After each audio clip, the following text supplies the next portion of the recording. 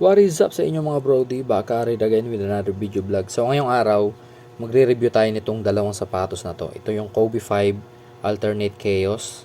Siyempre yan. And yung Luka 1 na nasa gawing right ng camera natin. So ayan yung Kobe 5 natin. Yung Kobe 5 natin is front row na yata ito.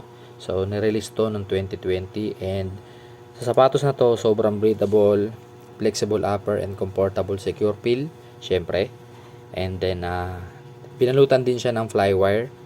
Then para sa cushioning naman niya is Zoom Air ang ginamit. Yes, Zoom Air. And syempre Kobe yan legend yan.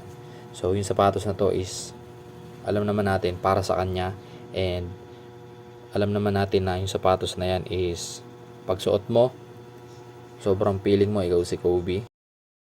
At para sa Kobe 5 Protor na ito, nagamit ko na siya indoor and outdoor.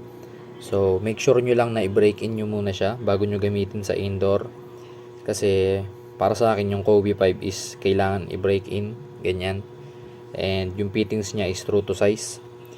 And pwede siya sa mga shifty players or mga point guard. Yung mga slashy players pwede rin. Pero for big man, hindi ko masisigurado kung pwede kasi low cut siya.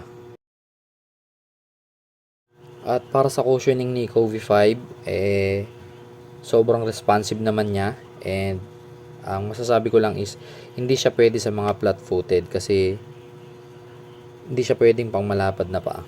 Pang maninipis na paa lang talaga. So ayan yung kanyang insoles. Nandyan yung legendary Kobe. And then yung kanyang number. And yung mga design dyan is hindi ko na ma-explain. Then yan yung kanyang traction.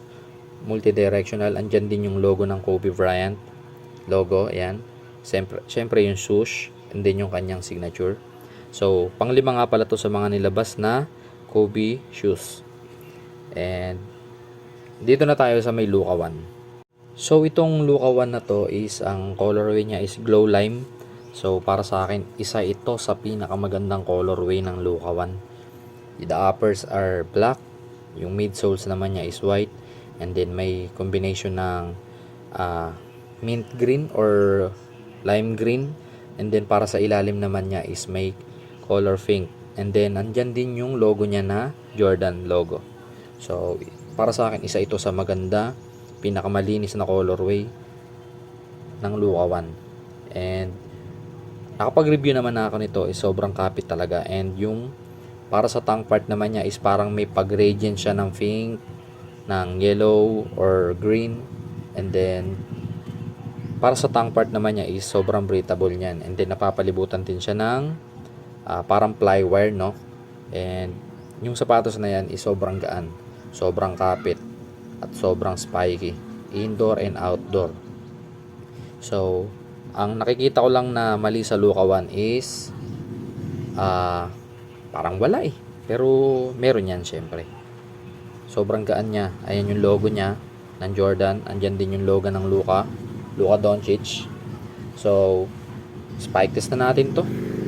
And then ayan nga pala yung box niya. Yan. So nabili ko lang to sa murang halaga. And then syempre nabenta ko na rin. Let's go.